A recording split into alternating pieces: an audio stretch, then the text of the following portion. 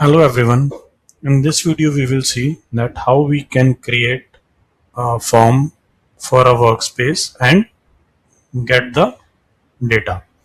To create a form, select the workspace on which you want to create a form. Then go to tools, under tools, go to forms and click on add new forms.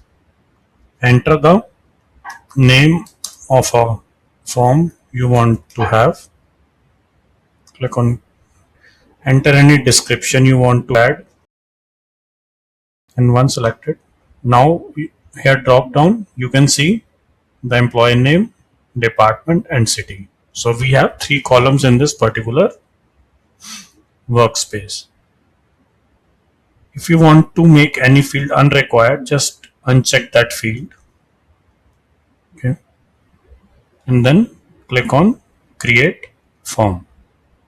So now one form has been created. Click on share form and then go to the copy link. And now you can share this link with any user or any person.